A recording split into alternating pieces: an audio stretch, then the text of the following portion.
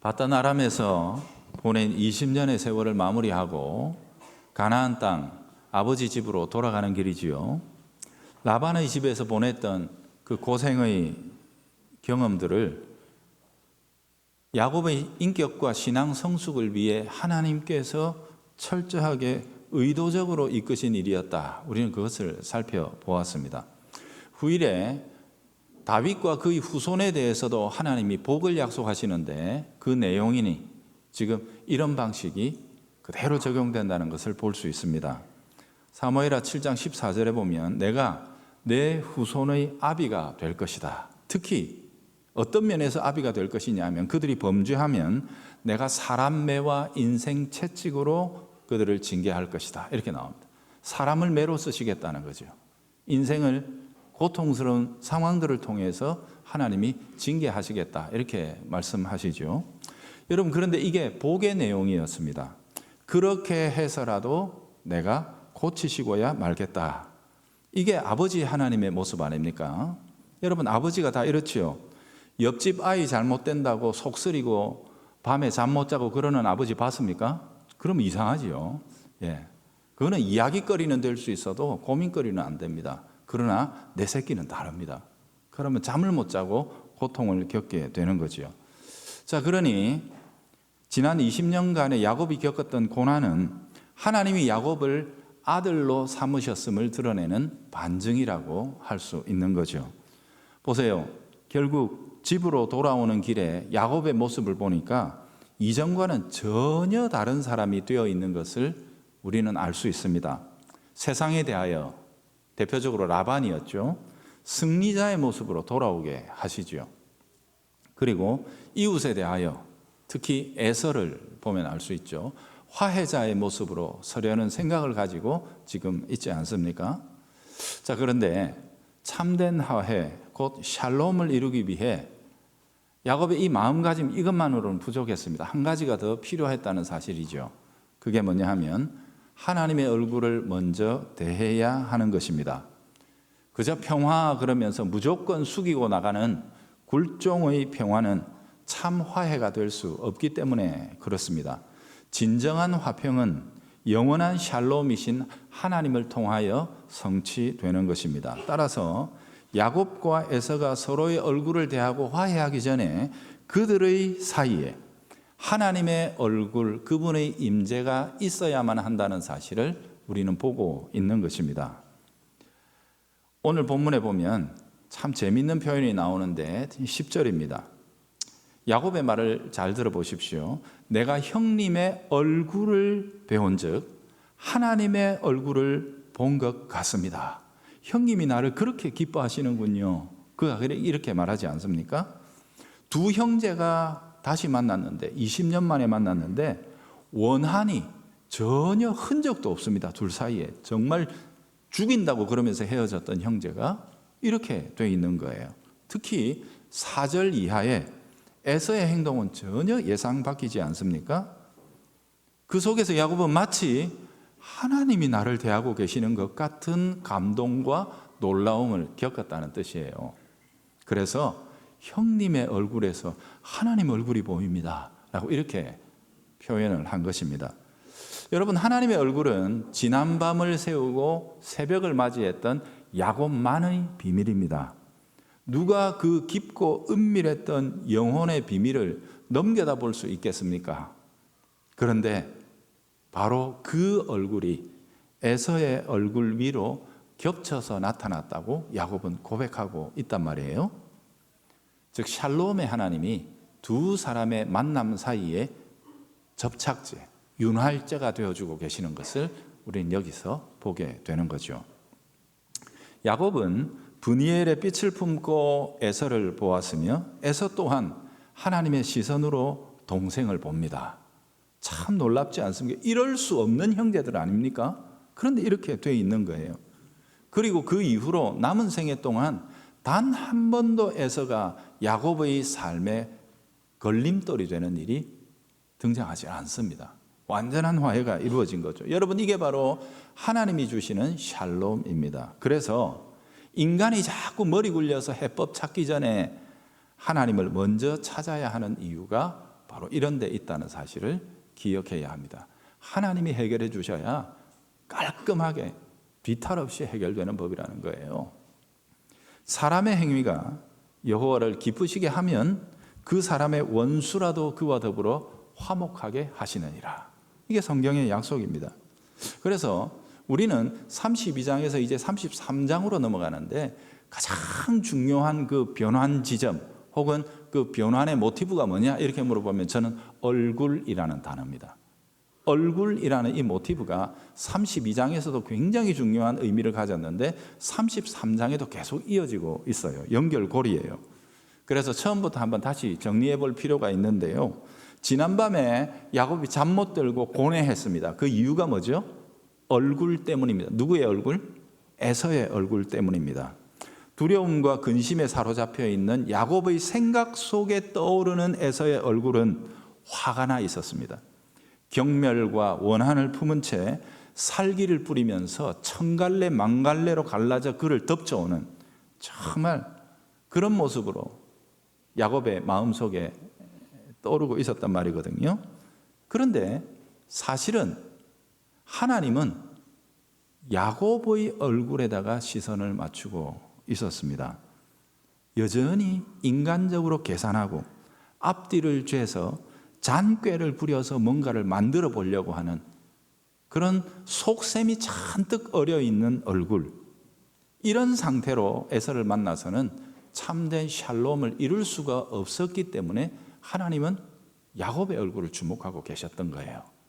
야곱은 생각 속에서 에서의 얼굴을 떠올리며 그게 문제야, 그 얼굴이 문제야, 어떻게 그 얼굴을 바꿀까 하는데 하나님은 뭐라고 말씀하시죠? 아니야, 네 얼굴이 문제야. 하나님 그렇게 지금 말씀하고 계시는 거예요. 사람의 얼굴에는 대단히 많은 정보가 담겨 있죠. 얼굴은 그림을 그리는 도화지와 같습니다. 현재 나의 얼굴은 지금껏 살아온 생애를 통해 내가 품었던 뜻과 생각, 경험 이런 것들이 점이 되고 선이 되어서 그려진 인생의 그림입니다. 그 결정판이 이 얼굴입니다. 얼굴이라는 말은 얼이라는 말과 꼴이라는 말이 합쳐져서 나온 것이라고 그럽니다. 얼이라는 말은 우리의 영혼 혹은 정신을 뜻하지요. 그래서 국민교육헌장에 조상의 빛난 얼을 할 때 그 얼이 정신이거든요. 영혼이거든요.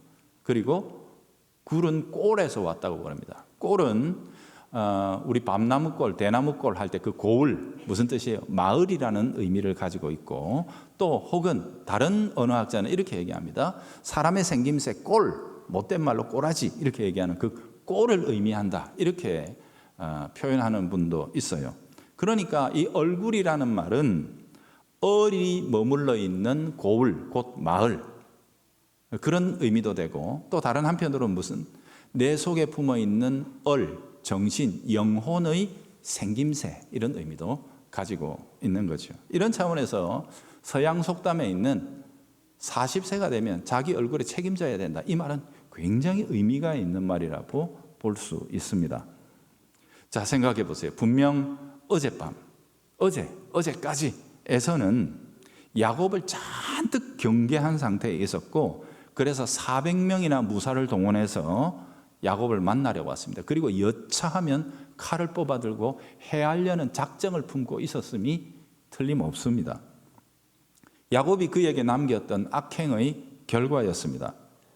야곱의 귀향 소식에 에서가 제일 먼저 무슨 생각을 했을까요?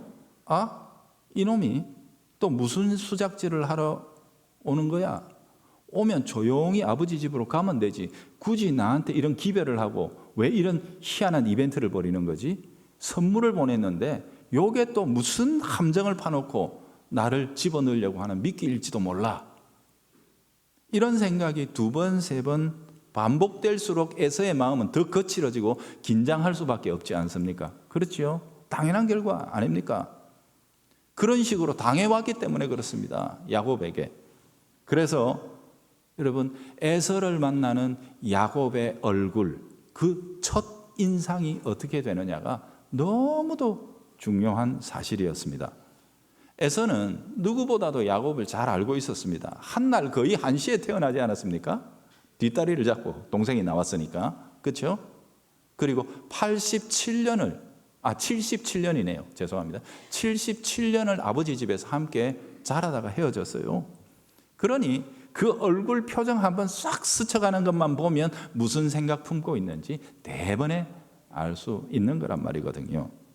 그러니 야곱의 얼굴에 대해서 근심하고 계시는 하나님의 뜻을 우리는 충분히 이해할 수 있죠. 그래서 이런 차원에서 어젯밤 하나님이 야곱을 만나서 밤새도록 씨름하며 혈투를 벌이셨던 그 과정을 저는 우리식의 표현으로 하면 좀 싱거운 표현으로 하나님의 성형수술이다. 야곱의 페이스 오픈, 얼굴 바꿔주는 성형수술이라고 저는 그렇게 묘사하고 싶습니다. 환도뼈가 무너져 내리면서 마침내 자아가 와장창 내려앉고 나니까 야곱에게 깨달음이 반짝 들어왔습니다. 그리고 나서 새벽빛을 맞으면서 야곱은 자기 속에서 우러나오는 그 탄식을 뭐라고 표현했죠? 브니엘, 하나님의 얼굴이다. 이 말은 곧 내가 앞으로 어떤 얼굴로 살아야 할지를 깨달았다는 의미를 품고 있습니다. 야곱은 브니엘 속에서 앞으로 자신이 어떤 얼굴로 어떤 표정으로 살아가야 할지를 오늘도 두 개로 나누어서 두 표정으로 설명을 드리려고 합니다. 32장 계속 둘로 나눴죠. 여기도 둘로 나눠보죠. 첫 번째 표정은 뭐냐면 겸손함입니다. 3절에 보면 야곱이 에서에게 나가서 7번 몸을 굽힙니다. 여러분, 그런데 이거는 형제들끼리 인사하는 방식이 아닙니다. 종도 주인에게 이렇게 인사하는 경우는 굉장히 드문 경우라고 그러지요. 그러면 야곱이 에서에게 나가가지고 아이고 살려주세요 하고 굴종의 모습을 취하고 있는 것인가? 아니면 이게 그의 마음에 있는 어떤 진정한 존경의 표현인가? 우선 굴종의 표현일 수 없는 것은 야곱은 지금 에서를 더 이상 두려워하지 않습니다. 그러니까 두려움 때문에 에서에게 나간 게 아니라는 사실에서 굴종은 아니라는 거예요. 그러면 뭔가 야곱은 깨달았던 거예요. 내가 단 한 번도 지금까지 에서를 형이라고 인정해 본 적이 없었구나.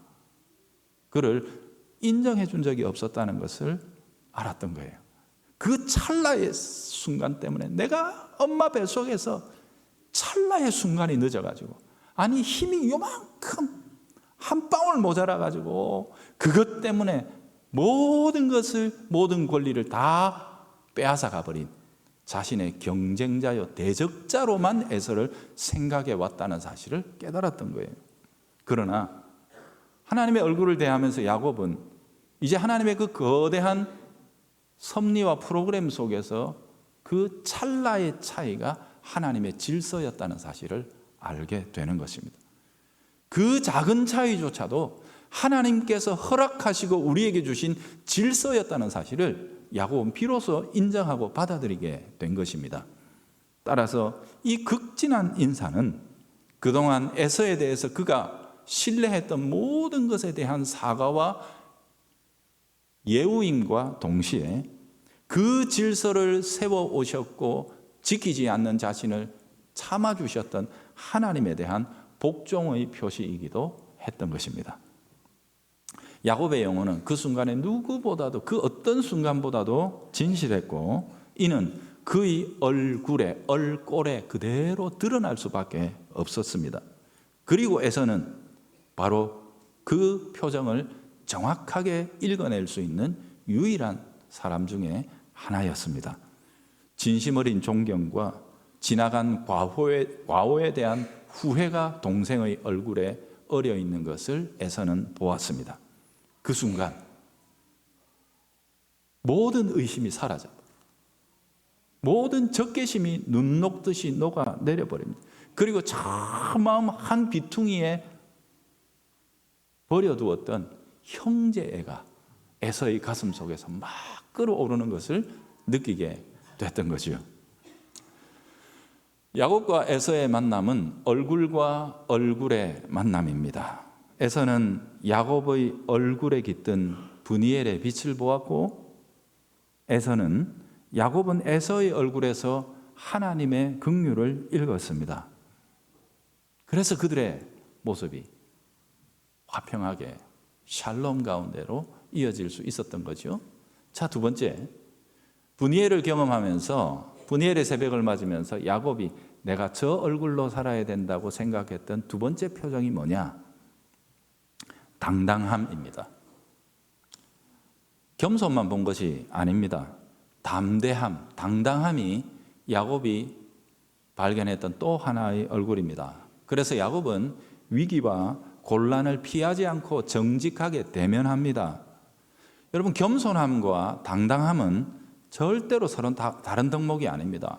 우리는 겸손함과 당당함이 서로 안 어울린다 생각 아니에요. 그 두 개가 한 짝입니다. 동전의 양면 같다 그랬죠? 똑같습니다. 그렇습니다.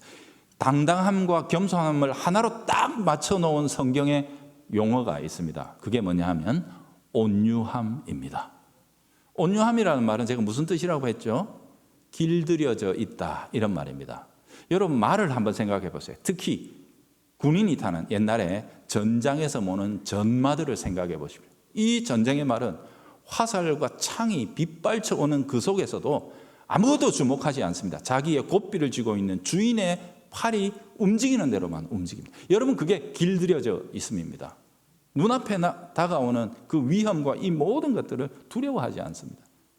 오면 맞는 거죠. 주인이 꺾을 때 가는 겁니다. 그게 길들여져 있는 것이고 그게 온유함입니다. 그게 바로 야곱이 발견했던 핵심이죠. 새벽이 오기 직전의 상황을 여러분 한번 생각해 보십시오.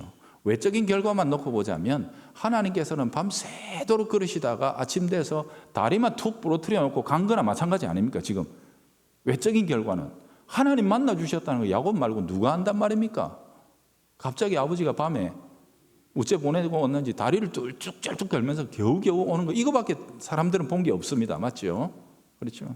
그러니까 사실은 지금 몸까지 약해져 있으니까, 완전히 지쳐 있으니까 어느 때보다 하나님의 은혜가 현실적으로 나타나야 할 순간인데도 불구하고 하나님은 도로 사라져 버리신 것과 마찬가지의 상황인 거예요. 하지만 하나님께서 이렇게 하신 데에는 분명한 의도가 있었던 것입니다. 여러분 기억하십시오. 하나님은 일들이 모든 것이 저절로 잘 되기를 기대하는 자를 기뻐하지 않습니다. 하나님은 그런 자들을 거절하십니다. 그래서 항상 도움의 한계를 정해 두십니다. 인간이 믿음으로 도전하고 취해야 할 분량을 남겨두신다는 말이에요. 하나님께서 우리에게 주시는 은혜는 한량없는 은혜인 것은 틀림없는데 무분별하게 주시는 은혜가 아니라는 사실을 꼭 기억해야 합니다.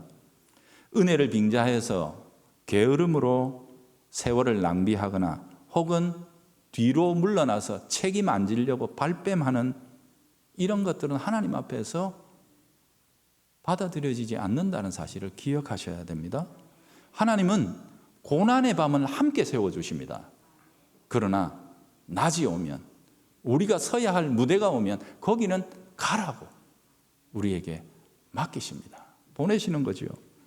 만약에 야곱이 끝내 뒤로 강 건너에 있다가 형님이 와가지고 아니다, 내가 그런 게 아니다 하고 막 플랜카드 들고 동생 환영, 네가 보내준 선물 보니까 마음 다 녹았다 막 이러면은 여러분 겉으로야 문제도 해결되고 평화롭게 끝났으니까 은혜로다 은혜로다 이러면서 좋게 좋게 지나가기는 했겠지요. 그러나 그렇게 되면 더 이상 야곱은 그 집의 지도자요 머리가 될 수 없습니다. 위기의 순간에 홀로 숨는 이를 존경할 사람들은 하나도 없고 존경심을 잃어버리는 순간 지도자는 존재할 수 없기 때문에 그런 것입니다. 야곱이 지친 몸, 완전히 상해서 쩔뚝쩔뚝 저는 다리를 이끌고 그럼에도 불구하고 내 뒤로 다 서라. 내가 제일 앞으로 나가야 한다라고 결단했던 그것이 하나님의 뜻이었습니다. 그게 바로 브니엘, 곧 하나님의 얼굴을 품은 자들이 가져야 할 두 번째 표정입니다. 사랑하는 성도 여러분, 브니엘은 야곱만의 경험일 수 없습니다. 우리에게도 브니엘, 곧 하나님의 빛이 비쳤습니다. 고린도후서 4장 6절은 이렇게 얘기하죠. 어두운 데에 빛이 비치라 말씀하셨던 그 하나님께서 예수 그리스도의 얼굴에 있는 하나님의 영광을 아는 빛을 우리에게도 비추셨느니라. 그 빛을 비추셨다는 거예요. 브니엘이죠. 영광의 빛을 우리에게 비추셨다. 곧 그 빛은 예수 그리스도의 얼굴에 있던 바로 그 빛이다 라고 말씀합니다. 그래서 주님은 마태복음 5장에 우리들에게 이렇게 명령하셨죠. 너희 빛을, 우리 빛이 있다는 거예요. 우리 거는 아니지만 받은 빛이 있다는 거예요. 너희 빛을 사람들 앞에 비치게 하여 그들로 하나님 아버지께 영광을 돌리도록 만들어라. 그렇게 명령하실 수 있었던 겁니다. 빛이 없는데 그런 소리 하면 이거는 사기죠. 그러나 주님은 분명히 너희에게 빛이 있다라고 말씀하셨다는 거죠. 사랑하는 성도 여러분, 어떤 얼굴로 살아가실 것입니까? 결단하셔야 됩니다. 아기는 부모의 얼굴을 닮습니다. 생물학적으로는 유전자 때문에 무조건 닮게 되어 있습니다. 저희 집에도 1, 2, 3번 보면 다 저나 제 아내를 닮고 있습니다. 어쩔 수 없습니다. 외모나 체질 이런 것들은 닮을 수밖에 없죠. 자기가 선택 못합니다. 불행하게도.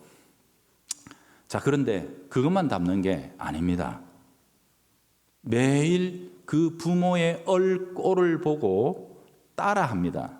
제가 웃는 모습을 따라합니다. 우는 모습도 따라합니다. 화내는 모습 다 그렇게 따라하면서 그 녀석들의 표정이 닮아갑니다. 자라면서 말투가 닮고 몸짓이 닮고 취향이 닮아가고 나중에는 그 정신과 신앙까지 닮아가게 되는 겁니다. 그게 놀라운 것입니다. 여러분, 하나님의 얼굴로 살고자 하십니까? 브니엘의 두 표정, 겸손함과 당당함으로 우리에게 맡겨진 인생을 살아가기를 원하십니까? 하나님을 만나십시오. 그분을 자주 보아야 합니다. 그분과 부대끼고 씨름을 해야 합니다. 그분과의 접촉 시간이 길면 길수록 우리는 그분의 표정도 그분의 모든 것도 닮아갈 수 있게 되는 거죠. 그 일을 위해 하나님께서는 우리들이 지새워야 할 까만 밤들을 기꺼이 씨름하며 함께 지새워 주실 것입니다. 말씀 속에서 기도의 자리에서 찬송의 기쁨 중에서 섬기는 땀과 남몰래 흘리는 희생의 눈물 속에서 그리스도를 닮아가십시오. 겸손하시되 담대하신 그분의 모습을 우리들의 인격과 삶 속에서 그리고 우리의 표정 속에서 닮아갈 수 있기를 바랍니다. 그래서 저분 얼굴 보면 예수 믿고 싶어지는데 얼굴 자체가 우리의 전도지가 되는 복된 우리 성도들의 삶이 되기 바랍니다. 하나님 아버지, 우리의 얼꼴을 생각합니다. 그리스도의 사랑과 하나님의 아름답고 거룩한 두 표정이 머물러 있는 얼굴로 우리에게 맡겨주신 삶을 살아갈 수 있도록 은혜 베풀어 주옵소서. 예수님 이름으로 기도합니다. 아멘.